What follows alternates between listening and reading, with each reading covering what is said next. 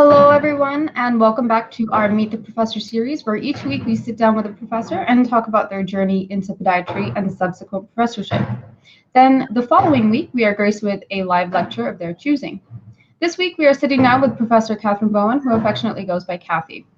Professor Bowen started off in chiropody at Salford University, transitioning to podiatry, where she earned her bachelor's and master's in podiatry at Brighton University in '92 and '96, respectively, later earning a PhD in 2009 from Southampton. With a jaw-dropping list of honors and distinctions, including the Basham Literary Prize Award for her contribution to academic writing, 3 Jewel in the Crowd Awards from the College of Podiatry alongside research fellow PhD student Lucy Gates and Annabelle Musi, respectively, recognizing their work as the best research paper in areas such as first MTPJ osteoarthritis, peripheral arterial disease in patients with intermittent claudication and musculoskeletal foot and ankle assessment. She was the first podiatrist in the UK to be awarded the National Institution for Health Research Career Development Fellowship.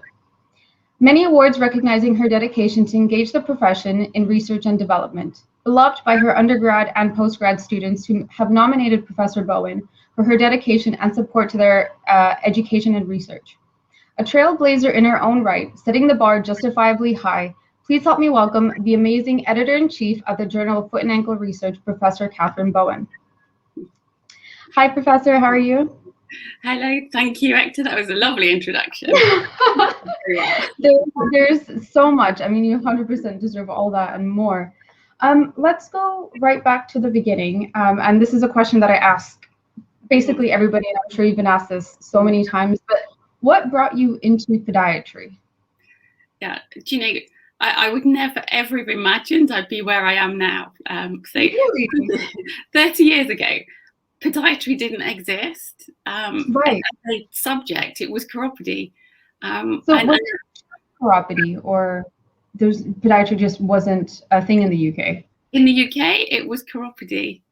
So we're talking back in the sort of 1980s. So right. People of my era, we qualified with diplomas in chiropody.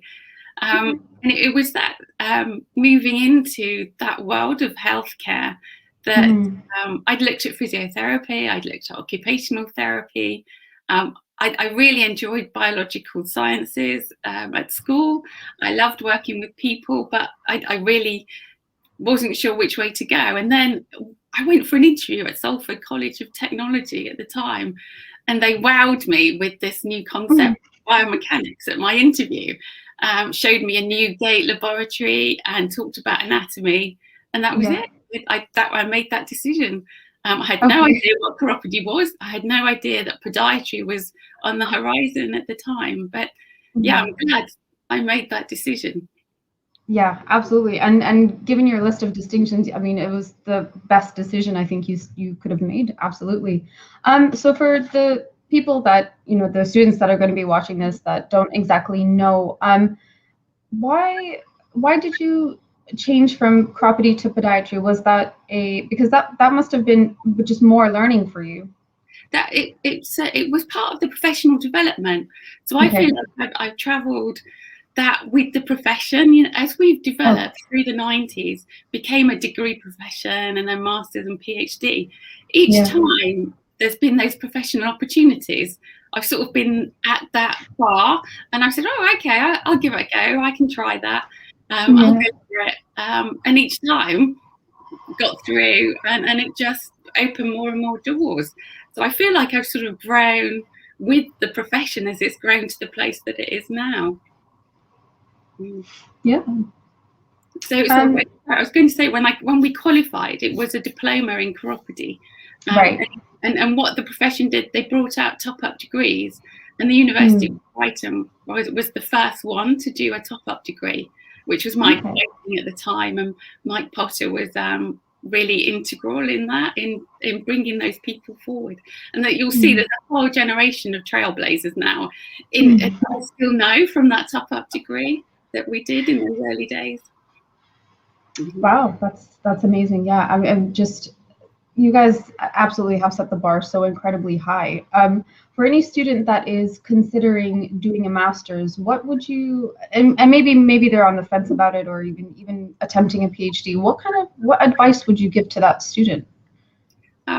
Clinical experience is really good to have it. To go, I think it's difficult to go straight into further academia unless you're really going down the pure science, the laboratory route.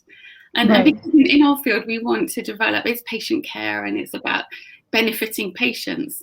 So a couple of years clinical experience so that you get to know what the key questions are. So you're answering the real questions that society and patients want. And then with that experience, you can take that forward in your research and start to apply that. So that would be my biggest advice, is just spend a couple of years learning the feel of the subject and then start becoming a master of it. And when you become a master of it, then if you still feel like you want more and you want to challenge it, you want to push boundaries and come up with new concepts and ideas, that's the time to go into a PhD. Okay, so not jump into it straight away, get that clinical experience first. Yeah. That's really good advice. Now you've focused quite heavily on research and development. Why was that your focal point? I mean, what attracted you to that? I think it's curiosity. I think it's one of those, it grew, like I say, with doing the top-up degree and that first exposure. And then the masters, doing that was when I really got the love of rheumatology. With the masters, I worked with a wonderful rheumatologist up at Erith Hospital in Bexley Heath as well. And he really inspired me to question things. And it was the first time I'd ever used foot pressure analysis. And I took the foot pressure plate from Brighton University all the way up to London, and we set it out in our clinic. And the patients loved it as well.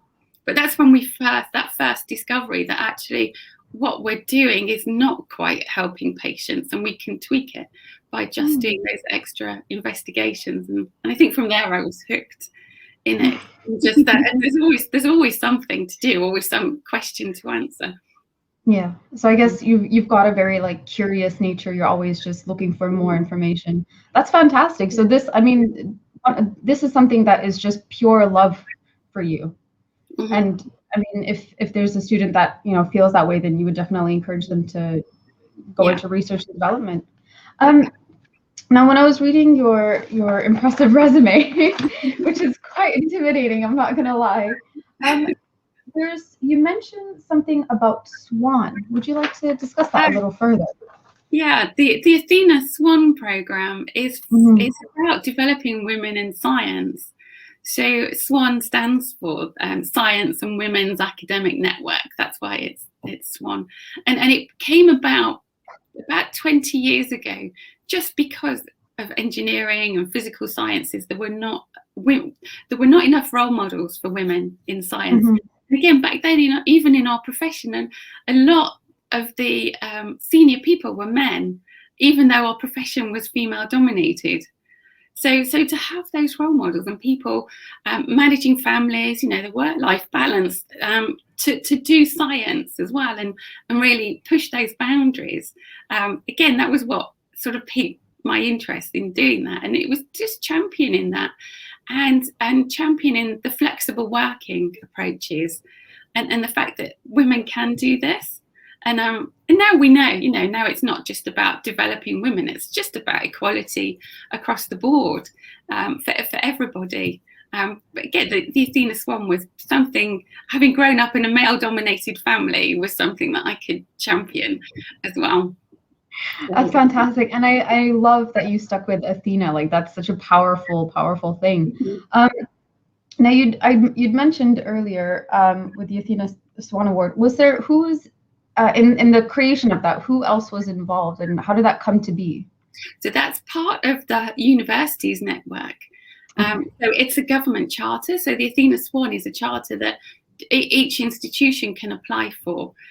So it starts with bronze, you go to silver and gold, and there are Leeds now have got a gold award for their department.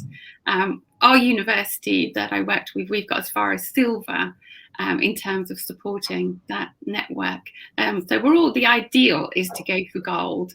And it really is about that, supporting researchers and things. So since Athena SWAN, things like Concordat have taken over in developing our early career researchers, particularly for us, our clinical academics.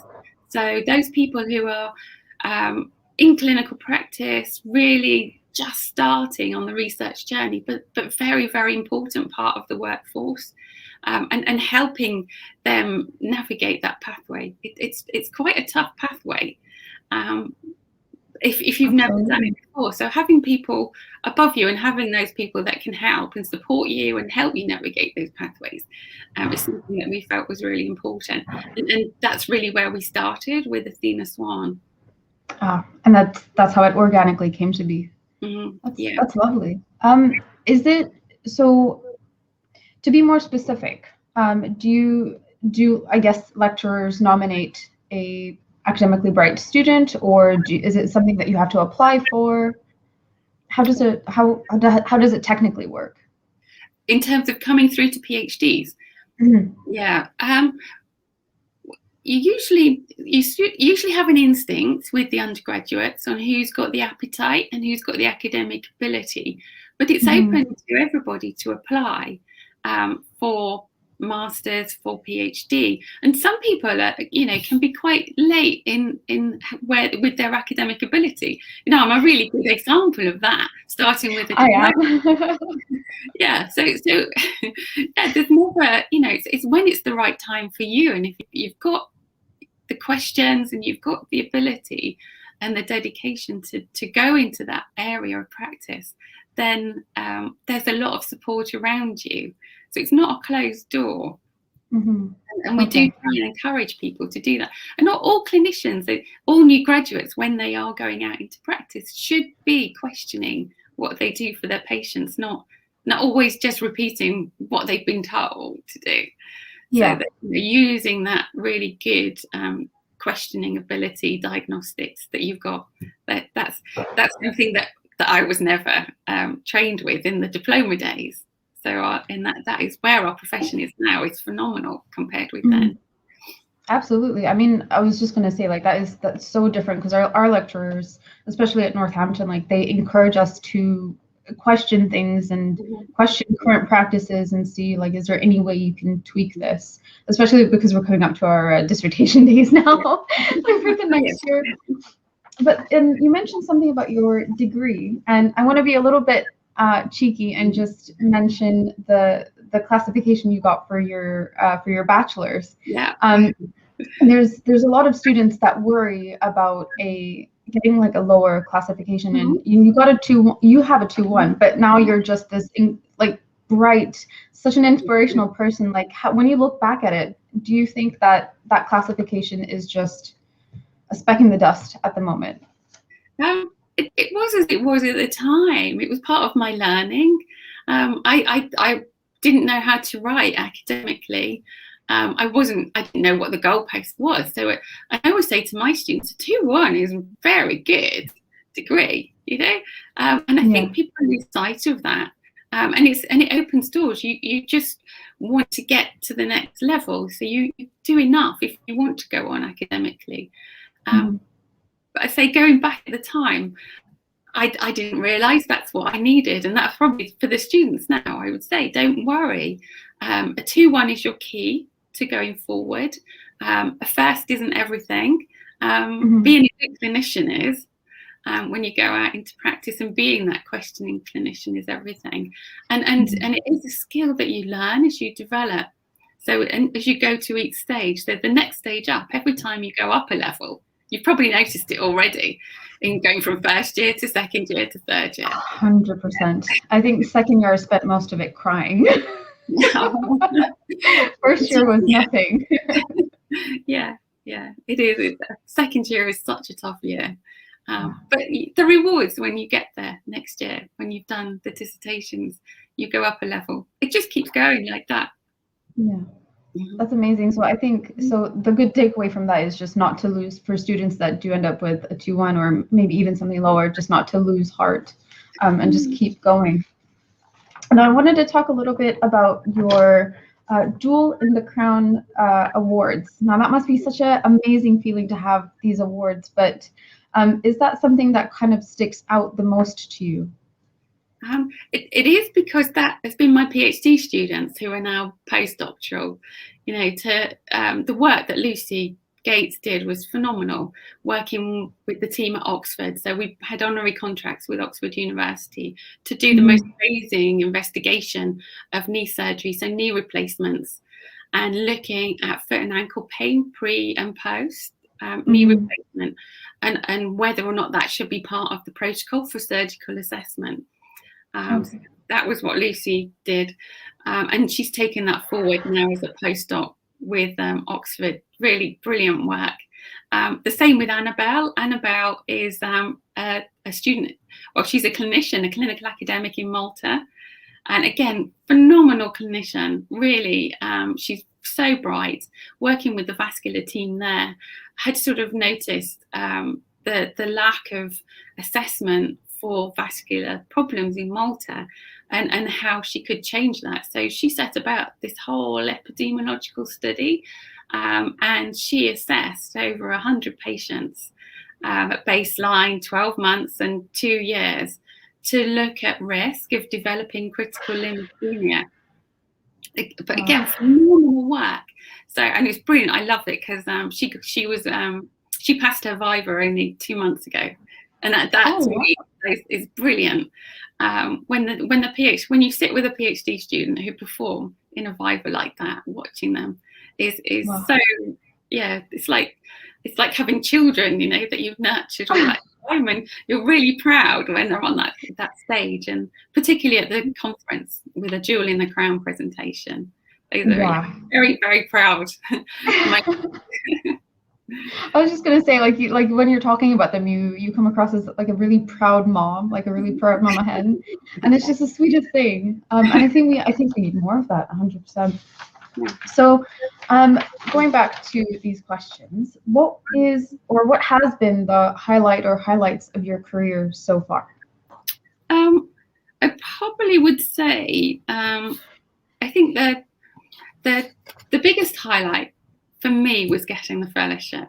I mean, that was completely unknown territory, and people probably won't know what that even means. The National Institute for Health Research is the Department of Health research arm, and these awards are normally given to medics. It's very hard to go, and it's like going into Dragon's Den. You have an application that you have. It took me almost 2 years to develop the application and the business plans really to go to Dragon's Den. Then you're shortlisted for interview, and you're interviewed, and around the table there were 12 professors, all medics. There was probably one AHP, one nurse, and they ask you about your trajectory. What are you going to do? How, you know, what you're going to give back to the Department of Health, as well as your project. So that was quite phenomenal, because I pitched that at the time on podiatry. Again, it's always about, there's this amazing workforce that we have in podiatry, very able workforce, and if I had some more protected time, I can do more to bring that workforce on, and that was part of the plan. So getting that award wasn't really just about me, it was what I could do in those 5 years for the profession as well as the projects. Wow. I mean, that's such an amazing award. So what was for you, like, what was the driving force behind that? Because you said, as you said before, it's more than yourself. Yeah, it was getting the protected time. So the award itself was worth over £500,000. It was about £600,000. So it was having the time and the funding to do what we needed to do to really springboard the work. That particular one was the work on osteoarthritis, and again, under-investigated groups of patients that couldn't access podiatry, as well as the work that I've been doing on capacity building with the profession. So it just enabled more time to do that. Wow. And when you were pitching this, like, what must have been going through your head at that time? Like, that, it seems like such an intimidating situation. Yeah, it was. I practice beforehand. Like, you've never practiced before for any exam. I was even on holiday in France rehearsing to the swimming pool. Were you? Pitches. Yeah. Poor thing, so you didn't get a break. Even on vacation, you were working. Yeah, it was one of those things, the timing of the interview, but it was a good environment to do that in. But Yeah. it's about, if you want to do something, it's when you're going up against, so it's such a competitive field to try and get funding into medical research. And in our field in particular, that's not very visible. So you really have to work on what the pitch is to get the funding. And that's what we can pass back now. That's why we try and help. I support so many other people to try and follow those pathways now to get their pitches right and what the funders are after. Mm-hmm. Would you mind giving us a little snippet of what that would look like and what kind of advice you'd be giving for a pitch? Yeah, it really is. Look at the aims of your funder. What is exactly they want? So the NIHR want to fund applied health research. They want something that scales up and so if it works in your local area, they want it to be scaled up to the national area.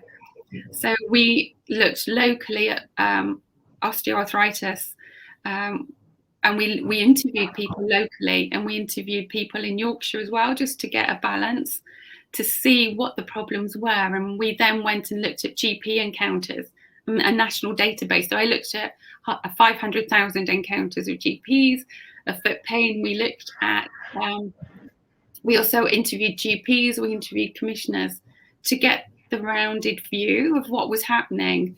And I've been able to give that report to the College of Podiatry. So they use that data now to try and influence the policy and commissioners, because it all comes back to who buys the services and why they would buy them. So that's sort of, in terms of pitching that, you're appealing to the funders who really come back to saving money in the NHS and policy changes to influence commissioning services in all of that.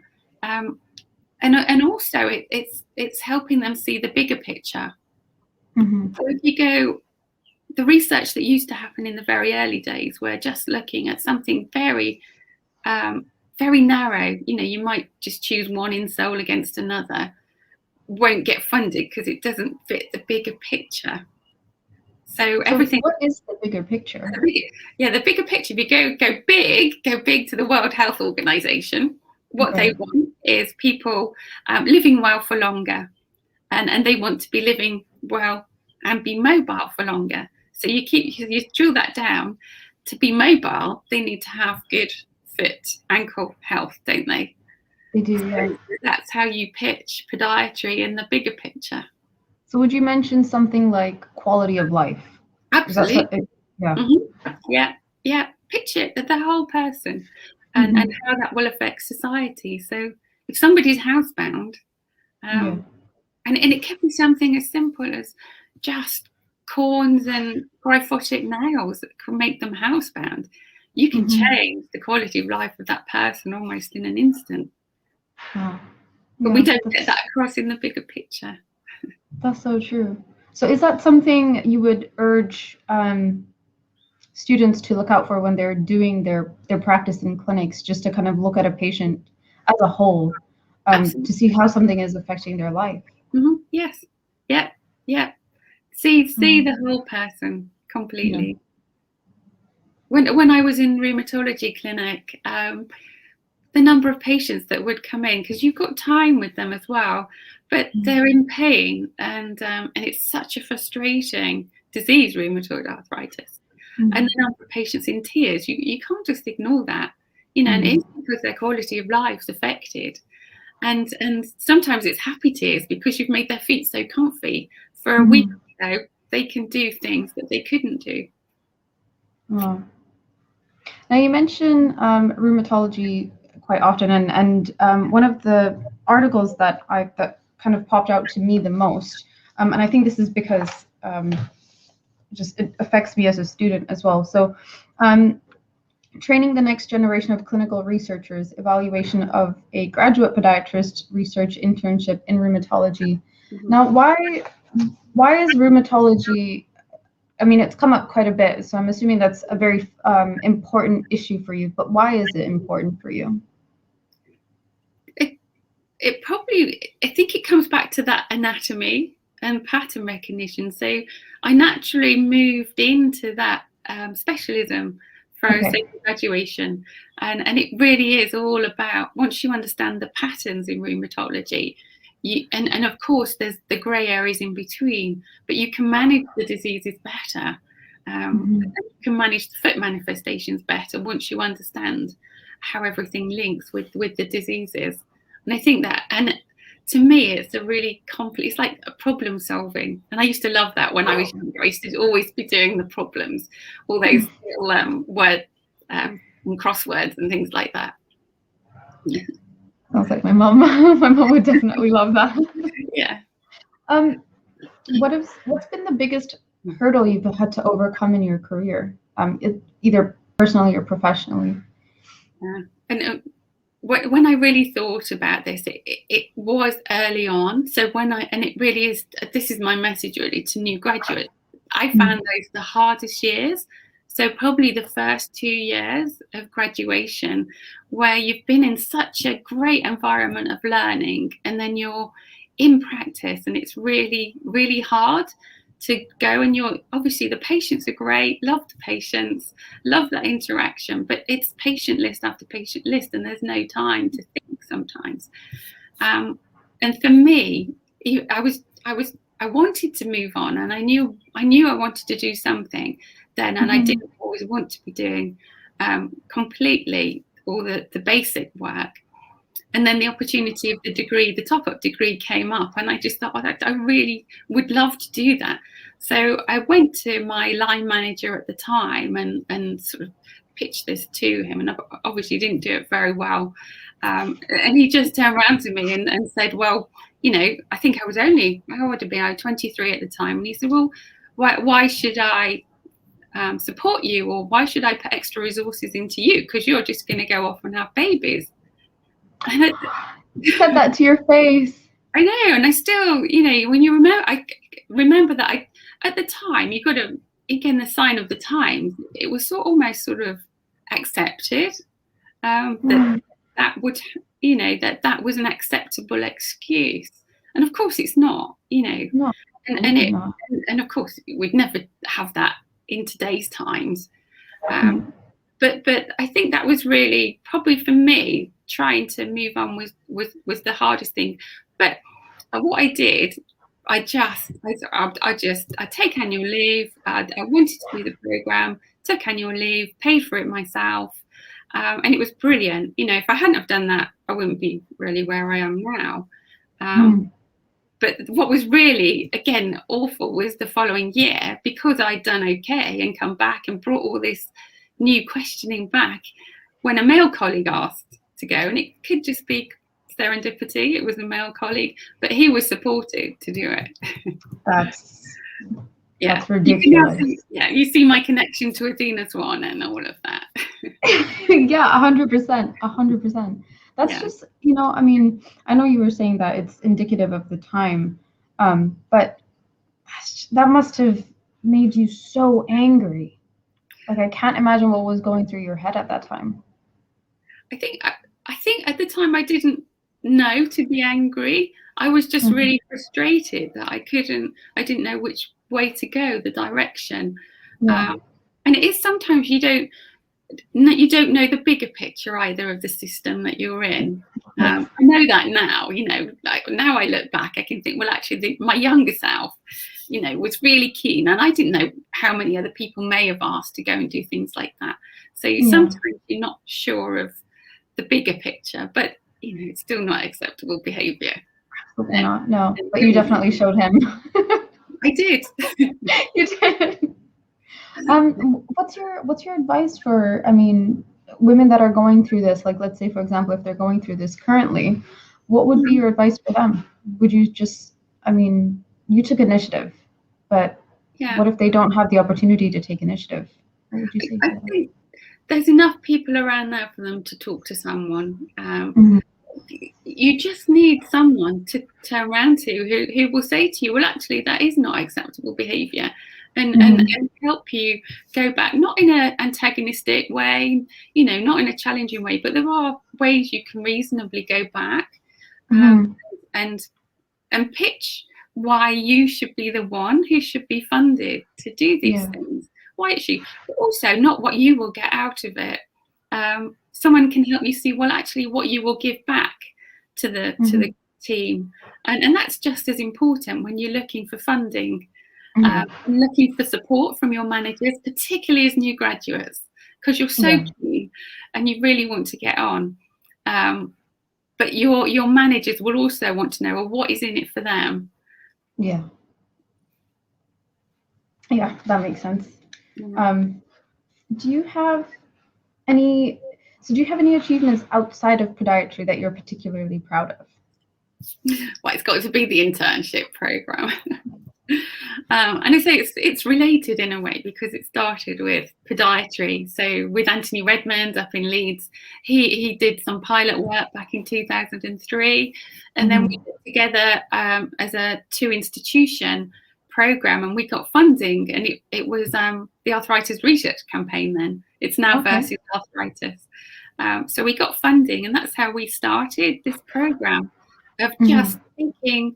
New graduates who were really, really keen, wanted to dip their toe in the water of maybe what research or what rheumatology was. And we took 2 people each year, and they came and they were part of our team, and they went to each institution. We had some really good times. We actually went to Wales once with all of our intern alumni, and we did we did paintballing, and my god, that's amazing. If that's not initiative enough, people. Yes. But again, it's just something else that's really rewarding when you take people who have a goal and ambition, and you can take them forward. And since then we just keep getting more. We've had renewed funding and we've really scaled that out now. So the program now is 7 institutions. So I have Caledonia, and we have Salford, University of the West of England, Oxford, Leeds, Southampton, Kiel are all part of the program now. So we all have interns each summer funded by Versus Arthritis, and that's nurses and allied health professions. Yeah. Oh wow. So what about Northampton? Like, was that not included on purpose, or was that not included because you just not had the time to get involved? Students from Northampton, any student can apply. Any student. Yeah, all students are included. It's just that those are centres of excellence for Versus Arthritis, so for musculoskeletal research. But anyone, and I'm sure we've had people from Northampton on the internship. Yeah. I'd be very shocked if that wasn't the case. Yeah. So would you like to expand more on Versus Arthritis? So they're a national charity, Versus Arthritis, and to support people, obviously, who are living with arthritis, all the conditions, so from the inflammatory conditions through to the non-inflammatory conditions. But they have a research and a clinical arm as well, and they're really well supported charity. And they do support professional development. So they're really keen on that capacity building. So from internships through to fellowship, but capacity building in clinical research. And I keep coming back to that. You don't give up the clinical work just to do research. There's pathways now where you keep both, which I would have loved at the time to have stayed actually in both. But now everyone can do that. Oh wow! I mean, yes, you do need the practical element and the theoretical to go hand in hand. But that is a shame that wasn't available at that time. Why do you think that was the case? Again, it's just the natural evolution of the professions. If we weren't degrees until the 1990s, so the medics were the ones that did the clinical research, and that's just. When you see that's what my CV is rather than shut the door behind us, we've just pushed forward and laid that trail. So things that the internship was a classic, because we thought if we'd have had that, Tony and I, when we first started out, 8 weeks with some amazing research teams, then you get that clinical research exposure very early on. And what we did, in that paper, you'll see that we escalated their careers earlier. So people, the first ones of that internship, Jill Halstead Rastrick, you've got Lindsay Cherry, Mike Backhouse, all are now leading podiatrists, clinical academics. Yeah, much quicker than we were. Oh wow! I mean, that must be very just like a moment that you must be really proud of. That it keeps evolving. You did mention that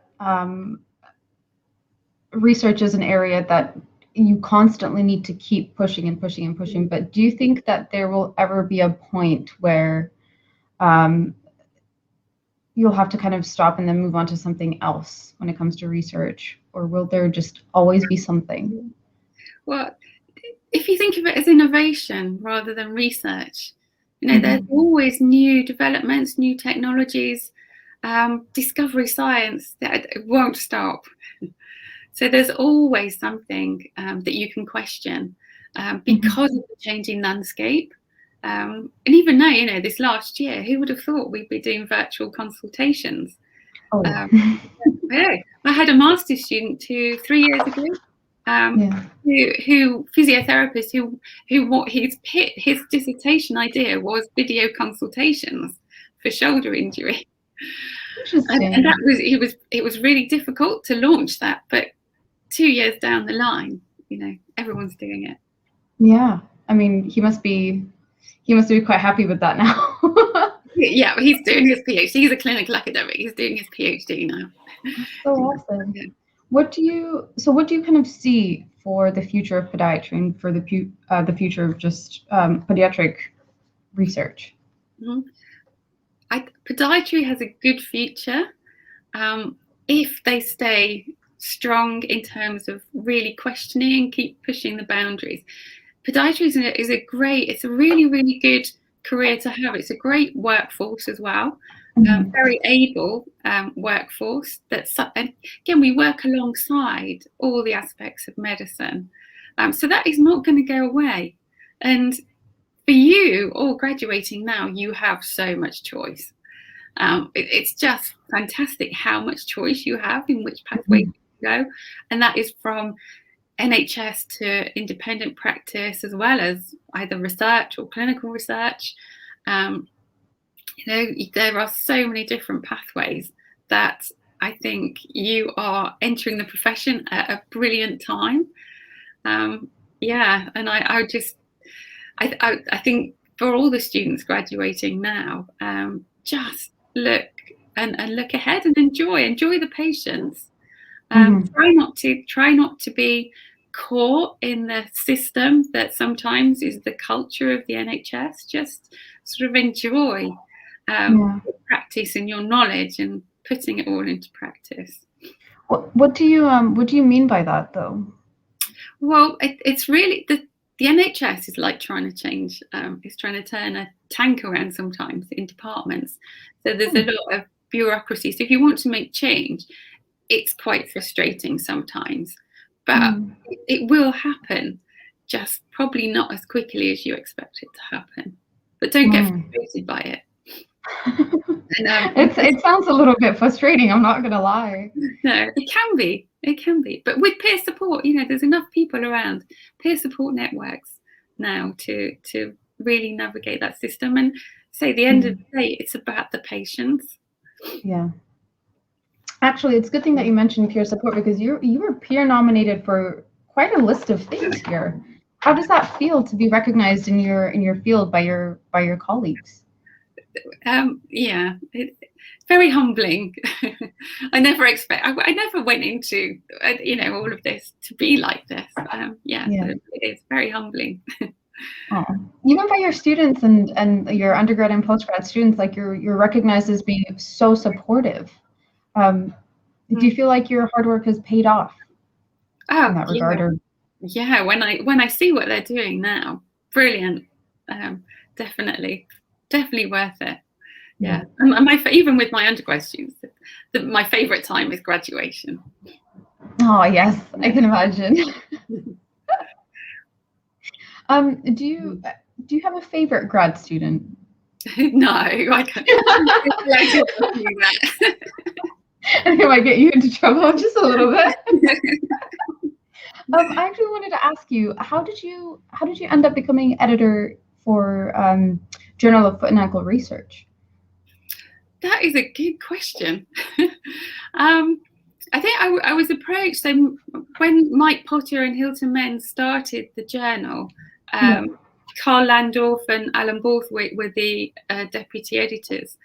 And then as the journal really took off, they needed additional help. And it really was just because of my emerging research program, and I began publishing papers in some good journals.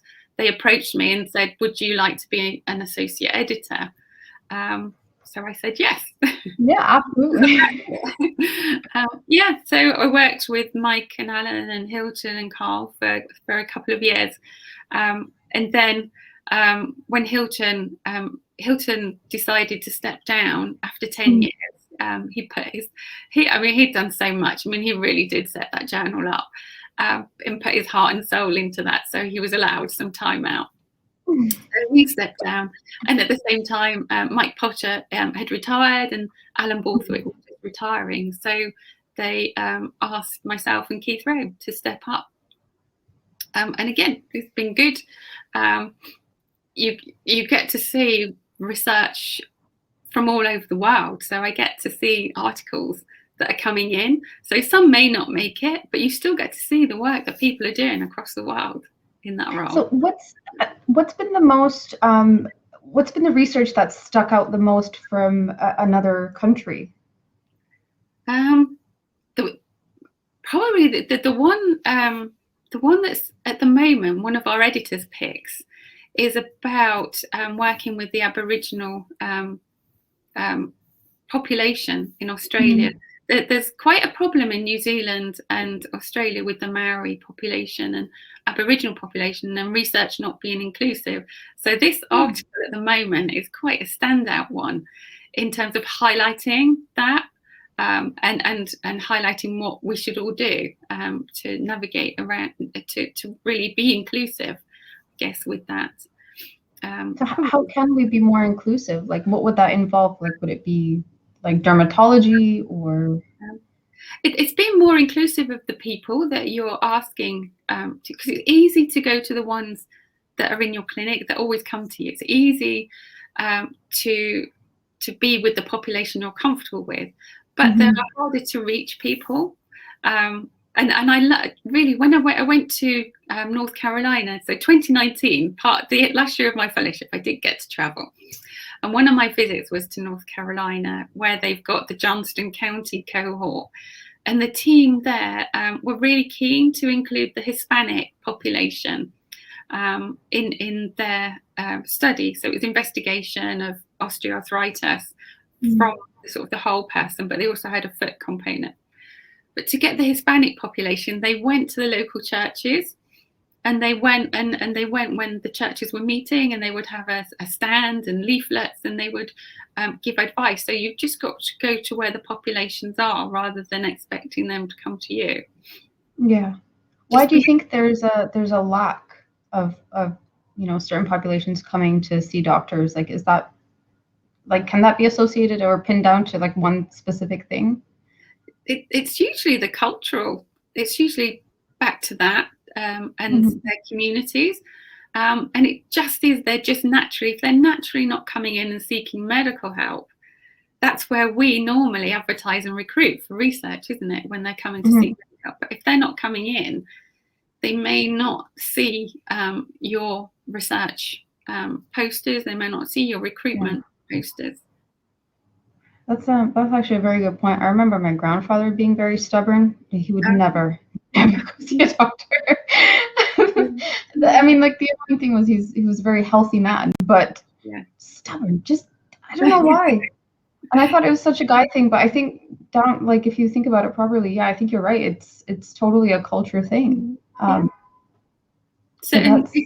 When you read the research papers, you'll see the biases are towards certain populations. So they don't give us the whole picture.